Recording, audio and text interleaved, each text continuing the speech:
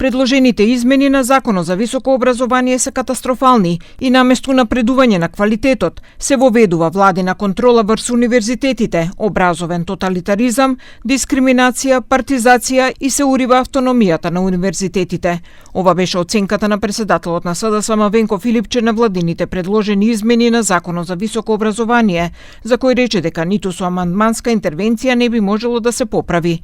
Затоа тој побара негово повлекување на доработка, а доколку се достави до собранието, рече дека ќе бара јавна дебата. Со овие предложени измени брутално се централизира моќта кај министерот, односно кај владата, и со тоа се нарушува автономијата на универзитетите. Преку членовите 198, 199 и 201, министерот станува најмоќна фигура во високото образование со можност да укинува одлуки на универзитетски органи. Второ, дискриминација на младите и партизација на кадрот. Тоа што законот го нуди, на некој начин е громница за младите асистенти. Додека, внимавајте, создава привилегии за веќе пензионирани професори.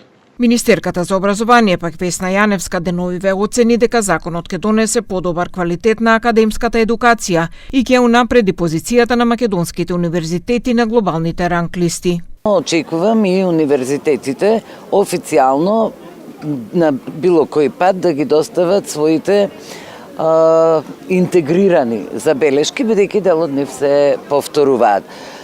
Се што сметаме дека е разумно, ќе биде прифатено. Се што сметаме дека можеби ќе представува проблем, ќе биде дискутирано. Од денеска Министерството за образование започнува посети на универзитетите во земјава во рамки на јавната расправа за новото законско решение.